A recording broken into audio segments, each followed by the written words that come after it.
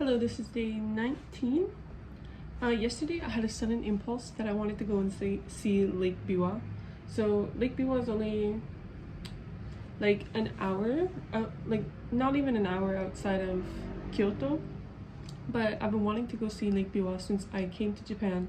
It was one of the main things that I wanted to do when my brother was here, but we never got to it because it was either like raining or it was like really hot outside. But yesterday I just did not care. I was gonna go and see it. Like, it was just an impulse decision for me to go yesterday. So I got onto the train and I went there and I got off at Katata. And when I was there, I was like, wow, I'm like super close to the ocean. So then I decided that I was gonna go and see the ocean. So it was like another hour-ish train.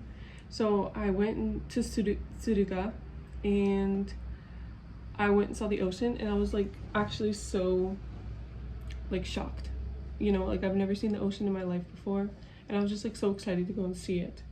And like Tsuruga is like really pretty rural, right? Like it's like pretty small, so I don't know, it just reminded me of like kind of where my town in Canada, right? Like it reminded me of small town in Canada because it was just like, I don't know, it was just like the really small town feel that I got, right? Like, I don't know, I didn't even care that I was like dying of heat because like when I got off at the station in Tsuruga, I had to like walk about a half an hour to get to the ocean.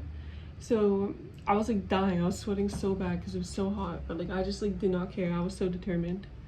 But then like on my way back to Kyoto,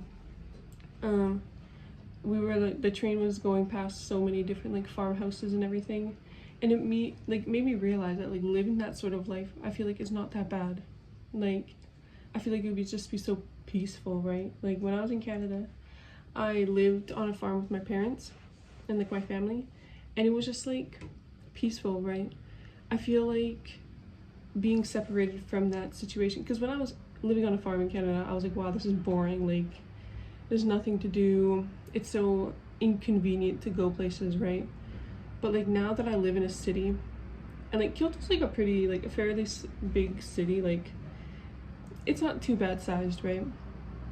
But like now that I live in like a real like city, I feel like going back to living in a small town or on a farm is just like an ideal situation for me, to be honest. Like I don't know, I feel like I have like a sense of determination now to like finish school, get married, and then just like live in a rural area, you know, like farm or a small town or whatever.